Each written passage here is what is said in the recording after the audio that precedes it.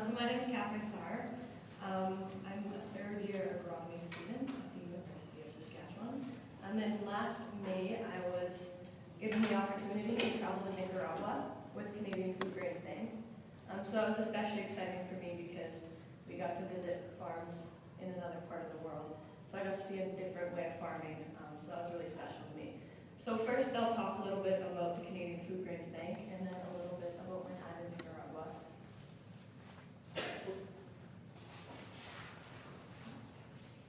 So I don't know if you can read that, it's kind of small. But what CFGB does, they have a mission to end global hunger. So they provide food service, work with communities to improve food security, help families improve nutrition, and influence public policies necessary to end hunger. So they kind of have this little quote that I'm sure you've heard the first half of, and they've added to it. So give a man a fish and he will eat for a day.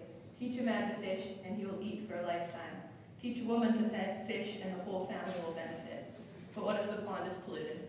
So what they're trying to get at there is that sometimes what people need is a fish for a day. Sometimes they just need like immediate food. I guess there's a certain word for that, but they just need food that day to get back on their feet and then they're ready to go again. But some people need more help than that. They need to learn how to get sustainable food or food security. And then the woman part is usually in developing countries, women are the ones who are preparing the meal and cooking, and they realize, their children aren't getting enough nutrition. So some of their projects that they do is they work specifically with the women because they notice when their children are being better fed, and they can see kind of the difference in their behaviors and things like that. And then what if the pond is polluted? So that's reflecting back on the public policies they're trying to influence and change to help hunger. So this is a picture of a group of us who went to Nicaragua. There's 8 of us, ages 18 to 26, from all across Canada and all different denominations. So CFGB, Christian Response to Hunger. So there's 15 different denominations in Canada that help support their programs. So that's just a map of Nicaragua, Central America, the little kind of peninsula there, so just to give you an idea where I was. So one of the first things I noticed when we were there visiting the farms is that they don't fence livestock in, they fence livestock out. So if they don't want livestock near their houses, they put up fences. If they don't want them near their fields, they put up fences, but the livestock are free to roam. So that was pretty neat. And another thing was their consumption of water. Is like when we're camping, we always have that bucket of water to wash our hands in, and we dip our hands in the water. What they do is they dip a cup in the water and wash their hands out of the pot to keep the water in the pot clean. And it's just like a totally different way of thinking. And I just thought, why don't we do that? Like we put our hands in the water and we contaminate this whole pot of water, whereas they dip the water out so the water left in the bucket is still clean. And they do that with washing their dishes, doing laundry, and just washing their hands. So that was just 2 different things I noticed right away. So this was in the first town that we visited. I'm going to talk about 2 main things we did. There's other things, but I'll just focus on these things. This is one of the towns we visited. It's called La Carbonera. Population is 315 people. They have a primary and secondary school. And the town was formed when a charcoal company moved in. 150 acres of forest was burned down to make charcoal. And one of the programs running in this town is through a nonprofit organization called Soinica. And they're working with 21 families in the community. And that's just a picture of some of the ladies that they're working with. And they decided to work in this community because there's indications of malnutrition, such as no gardens in the front yard. They could tell the stoves haven't been used to cook because the pans are upside down, so they have no food in the house or in the community. And they don't have money to buy food at the market, and the nearest market is a 20-kilometer walk or a 26-kilometer bus ride, and the bus stop is a half an hour walk away, and then they have to have enough money to pay for that bus ride. So there's a lot of limitations for them to have enough food. And this is Justin and Selma. They were one of the families that they were working with, and this little boy was so adorable and always happy. He was always smiling like that. So Anita's goal was to create a healthier community by creating patio gardens, diversifying the meals, and using new crops and recipes, and tracking the results by blood tests. And so we stayed in the homes of these families. So this is April and I, and we were eating with our host sister, Joliki. She's 10 and she attends school. She drew us some pictures when we were there. It was really hard to communicate, but at the same time it wasn't hard to communicate because we found different ways to talk, like pictures, and we knew a few Spanish words and maybe a few English words.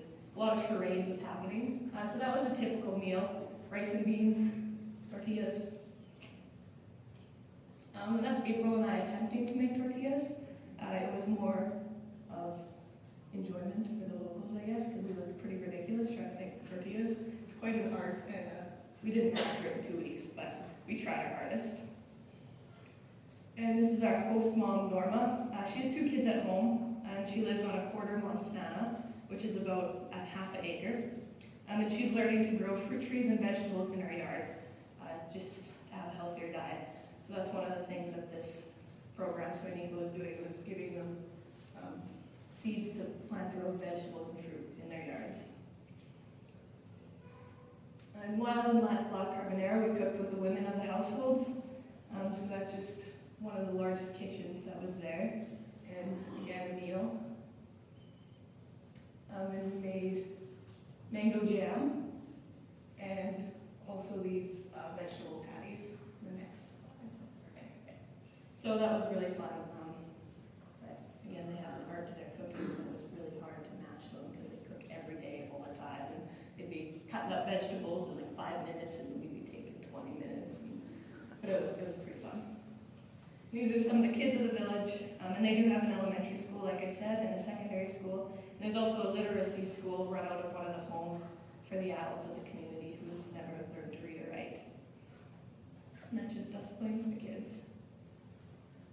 So one of the major projects in this community was a community garden. And this is Jose Esteban, and he's kind of the runner of the community garden. It's located in the lowest part of the community because of the fertile soils and the accumulation of ground moisture and nutrients that would wash there. And Soinico provided seeds for tomatoes, green peppers, and other vegetables there. And the land that the community garden is on is shared by 12 families, but they donated it to this program for the sake of the betterment of their community.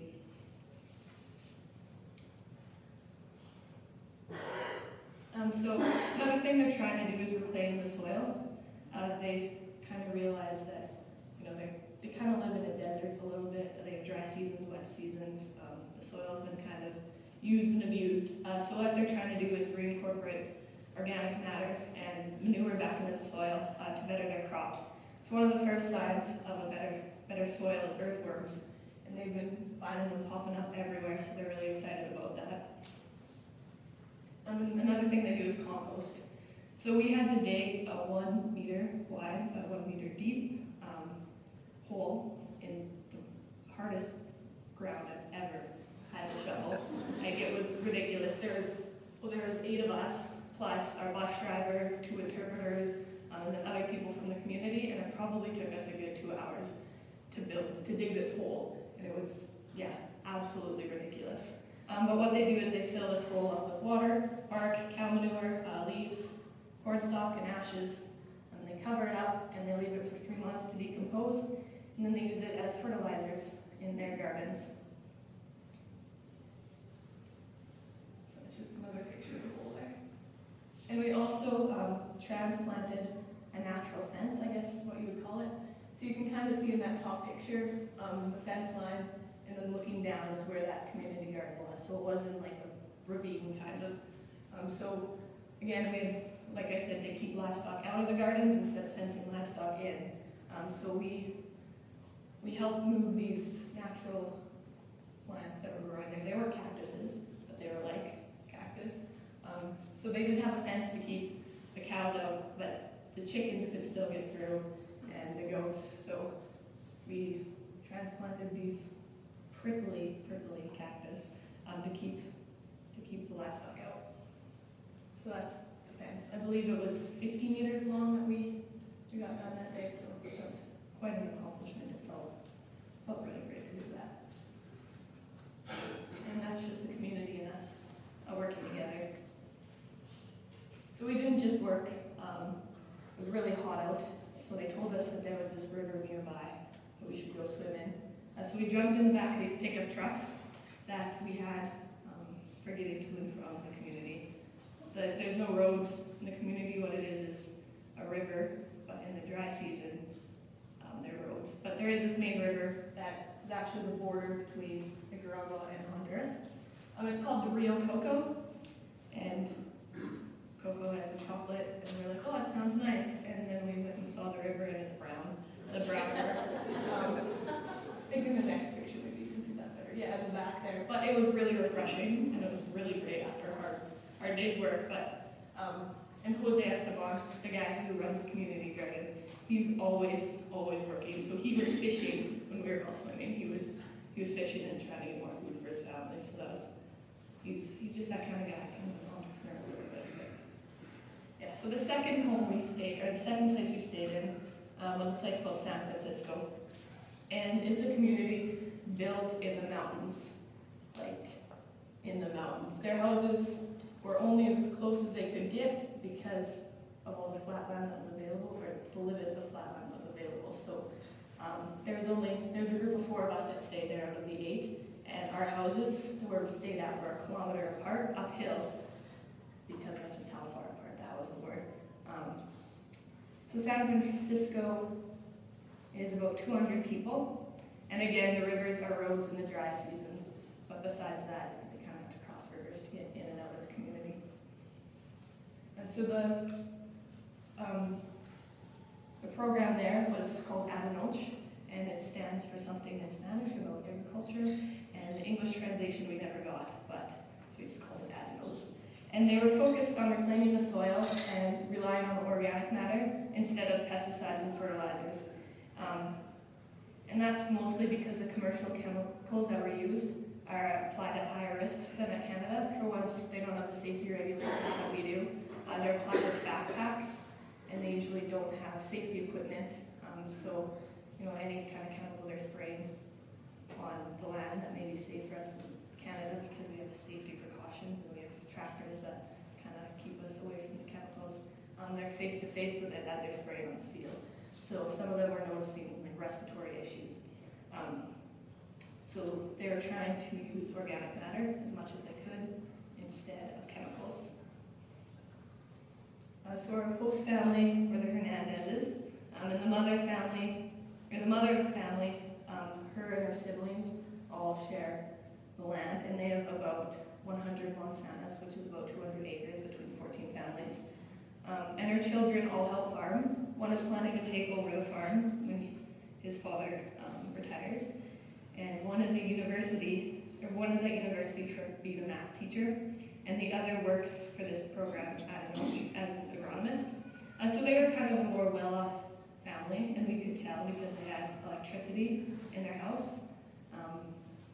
But at the same time, they did tell us that, every now and again they don't have enough food throughout the year, or they have to choose either between their children's education or between eating for a month. So the parents are really focused on giving their kids better education. Like one's becoming a teacher, so she'll be able to make money and support her family, and the other one's an agronomist, which is amazing because he came back to his community to help them kind of grow better crops. So this picture here is with some of the farmers in the community, and they told us about the success of this program. They noticed better soil, easier to work with, so less hard. It was saying it took forever to dig that hole, so I can't imagine what planting is like. They noticed that their crops look healthier, the seeds are healthier, the beans come out shinier, the yields are higher, but they do realize that they don't have enough organic matter around to switch all their farming practices away from chemicals and into this organic matter kind of way of doing things. So they realize that although this is benefiting this program, there's still obstacles that they need to leap through. And they're also, Like, they're farmers. They're like any other farmer you talk to in Canada. I mean, we couldn't speak the same language, but some of the things they were talking about, I picked up on a few words, and they were talking about like, they're so happy when crops yield, and they worry about the weather, and they worry about like, what if a disease comes and wipes out their whole crop? Like, it's their livelihood. So that was really cool just to talk to them and kind of feel that connection. And also this son that was part of the host family, he worked for this program, and he had access to a computer and to the internet. So that was really neat, because one night he brought the computer home, and we went on Google Translate. So we were talking through Google in each other's languages. You could tell that Google Translate isn't perfect, because we type things in, and they'd read it, and they'd kind of look at us really funny. Are you sure? Like, and then, but it was pretty neat to do that. We played cards with them one night, so, I mean, technology isn't all bad. So that was cool that Google Translate was there for us, and we couldn't really talk to them. So this is just walking to our host dad's land. It was a kilometer walk away from his house, and they get up when the sun comes up, and they go to bed when the sun goes down. So that's about 4 a.m. and about 6 p.m. It's lights out. So so it's a kilometer walk there, and what we did is we helped put this thatch layer on his field. It's organic matter. So that's kind of behind us is that field. And that man standing with us was not my host father's land, but he was Raymond's host dad's land. He's 78. He still climbs mountains every day to go to his field. And so it's pretty crazy. We asked him how old he was, if he wanted to tell us, and he kind of laughed, and then he told us, and it's quite amazing to see him still active and able to climb mountains like it was no big deal. So what they would do is that organic matter, they kind of cut it around from the shrubs, because all their land isn't cropland. There's still quite a bit that's in its natural state. So they take, weeds and just native species and cut that down, and we lay it on top of the field. And it would decompose and kind of look like that after. And then when they planted, they would clear the space, and you can see that soil is fairly dark, so it's pretty healthy, and there's a lot of organic matter in there. So they'd kind of dig that hole, and they'd fill it with organic matter, so manure, compost, and then every 75 centimeters apart, they plant 3 seeds of their crops, so usually beans or corn, so they're 2 main crops. And it would grow, and the thatch layer not only helped with nutrients and conserving the moisture, but it also kept the weeds down. So it was a pretty effective way of doing things. And they also have a lot of fresh wild fruit. One of those things happen to be grapefruits. So that's my host father cutting the grapefruit up with us, or cutting the grapefruit for us with a machete. I was scared, but he knew what he was doing. And they were absolutely delicious. And they also had wild cashews growing there, almonds, all the citrus. So it was pretty cool to see that. So that's our group photo at the end of the trip with some of our bus drivers there on the end, and some of our translators. So that was the trip to Nicaragua. So now what can you do? Well, getting involved. There's donations you could make, or just advocating that there's still people hungry in this world, in Canada, everywhere. World hunger is a thing. It exists. Being grateful for the food you have. Just talking about hunger. And then there's donations that you can give, and there's also community growing projects that some farmers and some communities have gotten together, where they grow a crop on donated land, and they donate their time and resources, and they sell that crop, and they donate all the money to Food Grades Bank. So I think that's a great program, kind of farmers helping farmers all across the world. That's my presentation. That's what I've got. It was a great experience. So I'd like to thank United Church for supporting giving me the courage to do things like this. So that's what I got. If you have any questions, I guess I'll be around after church. I don't think we really have time for questions now, but I'll be around, so if you want to talk to me, I'd be more than willing to talk to you.